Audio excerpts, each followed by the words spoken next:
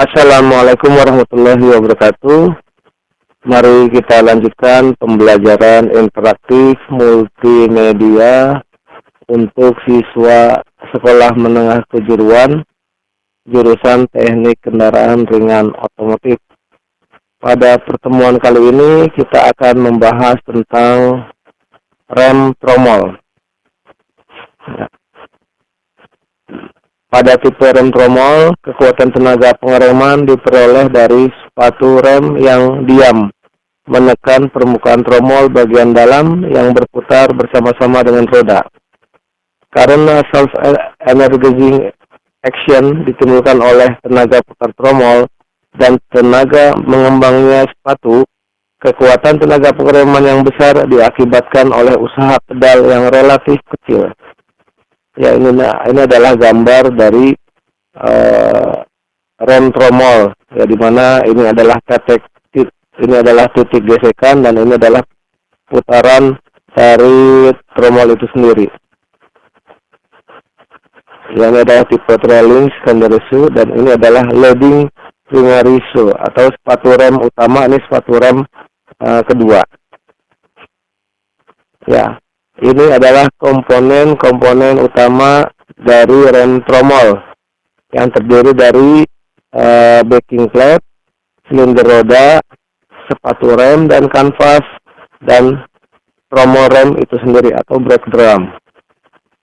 Ini adalah gambar dari komponen-komponen yang ada di sepatu rem, yang ada di rem tromol, yaitu ada sepatu rem, ada kanvas, ada silinder roda, dan ada backing plate. Mari kita bahas satu persatu komponen utama sistem rem tromol. Yang pertama adalah backing plate. Backing plate dibuat dari baja press yang dibaut pada axle housing atau axle carrier bagian belakang. Karena sepatu rem terkait dengan backing plate, maka aksi daya pengereman tertumpu pada backing plate. Ya, ini adalah gambar dari backing plate. Nah, ini titik ini adalah permukaan singgung sepatu rem. Ya, ini backing plate. Selanjutnya adalah silinder roda. Silinder roda atau well cylinder terdiri dari beberapa komponen seperti terlihat pada gambar. Setiap roda menggunakan satu atau dua buah silinder roda. Ada sistem yang menggunakan dua piston untuk menggerakkan kedua sepatu rem, yaitu satu piston untuk setiap sisi silinder roda.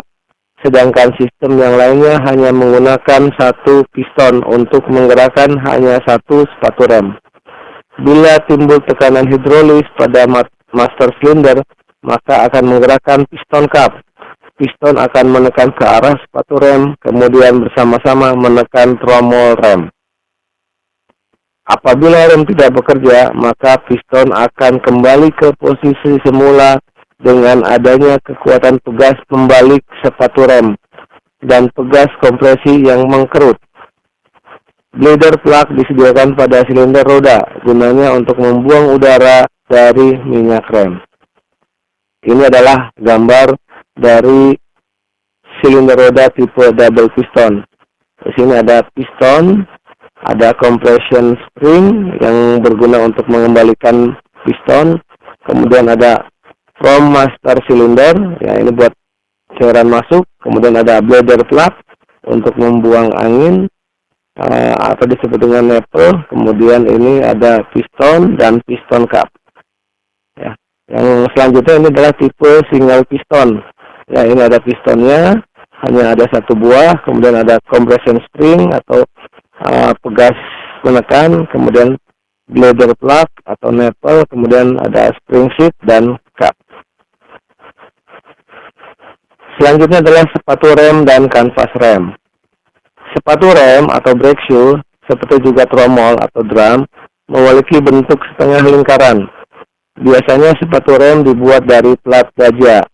Kanvas rem dipasang dengan jalan di keling atau di lem pada permukaan yang bergesekan dengan tromol.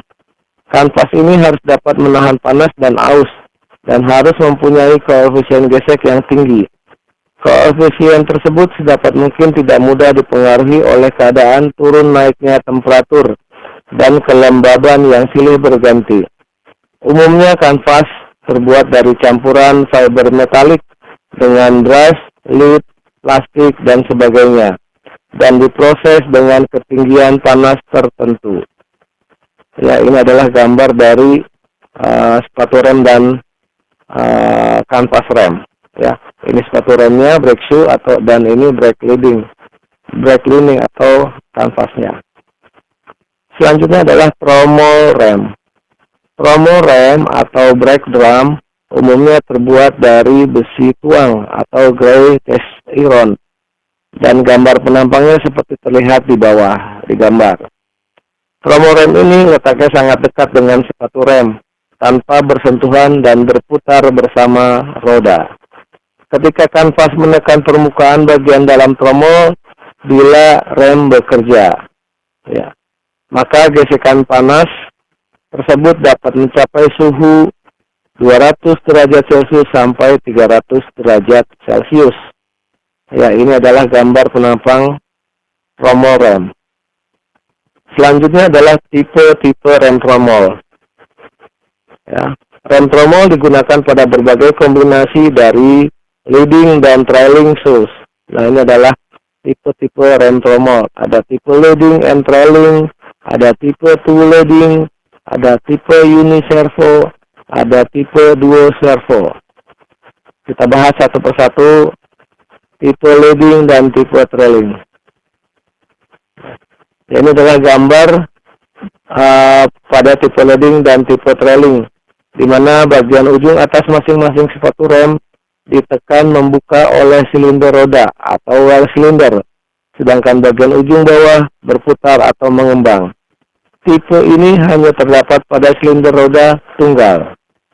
Bila tromol berputar ke arah depan, seperti arah panah dan pedal rem diinjak, maka bagian ujung atas sepatu ditekan membuka ke sekeliling ujung bawah oleh silinder roda, dan berlaku daya pengereman terhadap tromol. Sepatu bagian kiri disebut leading shoe, dan sepatu yang kanan disebut trailing shoe. Bila tromol berputar pada arah berlawanan atau mundur, maka leading shoe menjadi trailing shoe, dan trailing shoe menjadi leading shoe. Tetapi kedua-duanya tetap menekan dengan gaya pengereman yang sama dengan pada saat putaran arah maju. Leading shoe lebih cepat aus dibandingkan dengan trailing shoe, bila rem sering digunakan dalam putaran gerak maju. Tipe ini digunakan pada rem belakang kendaraan penumpang dan kendaraan kecil jenis komersil. Selanjutnya adalah tipe two leading. Tipe ini dibagi menjadi dua, yaitu single action dan double action. Tipe single action two leading shoe mempunyai dua silinder roda yang masing-masing mempunyai satu piston pada tiap sisinya. Bila rem bekerja, kendaraan dalam kondisi gerak maju, maka kedua sepatu akan berfungsi sebagai leading shoe. Apabila tromol berputar pada arah panah atau gerak maju, maka tipe ini mempunyai tekan pengereman yang tinggi. Tetapi ada suatu kerugian pada tipe ini bila rem berputar dalam arah berlawanan atau arah mundur. Maka kedua sepatu akan bekerja sebagai trailing shoe dan menghasilkan tenaga pengereman yang kecil. Tipe ini digunakan pada rem depan kendaraan penumpang atau niaga. Tipe double action two leading shoe mempunyai dua silinder roda, dan pada tiap sisinya terdapat dua piston. Bila tipe single action bekerja sebagai self energizing force dalam satu arah saja, maka tipe double action ini bekerja efisiensi dalam dua arah, maju dan arah mundur. Tipe ini banyak digunakan pada rem belakang kendaraan niaga untuk tipe double action two leading. Selanjutnya adalah tipe uniservo.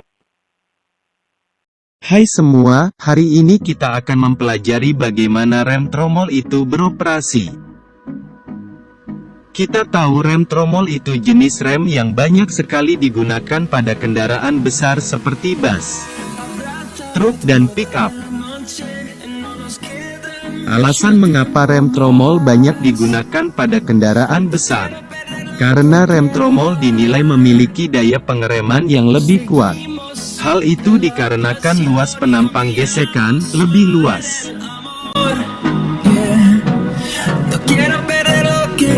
Lalu bagaimana rem tromol bekerja? Supaya lebih jelas, pertama kita identifikasi dulu komponen pada rem tromol. Beberapa komponen pada rem tromol antara lain: master silinder, silinder roda, sepatu rem, pegas pengembali, dan tromol.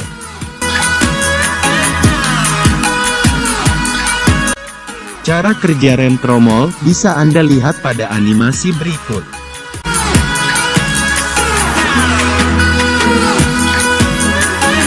Sekali lagi,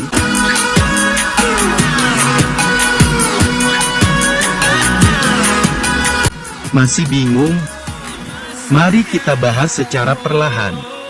Komponen pertama yang bekerja adalah master silinder. Master silinder berfungsi mengubah gerakan fisik menjadi tekanan fluida minyak rem. Ketika Anda menginjak pedal rem, secara otomatis sebuah piston yang terhubung dengan pedal rem juga bergerak maju.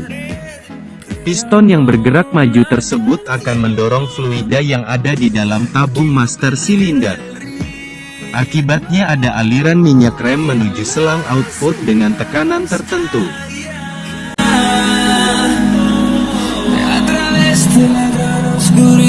Lanjut ke komponen kedua.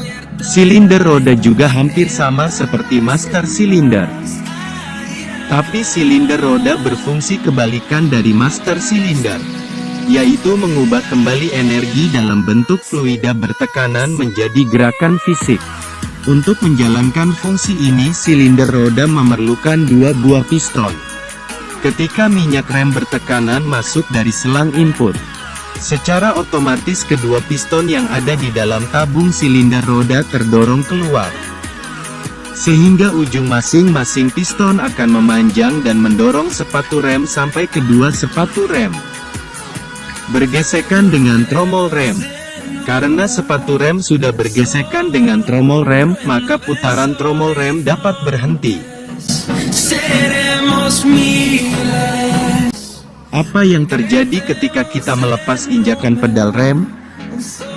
Secara otomatis sepatu rem juga kembali menginjuk sehingga sepatu rem tidak lagi menekan tromol rem. Sehingga tromol rem bisa kembali berputar. Menginjuknya kedua sepatu rem disebabkan oleh daya hisap dari piston master silinder yang bergerak mundur, ditambah efek tarikan pegas pengembali pada sepatu rem. Itulah animasi bagaimana rem tromol bekerja.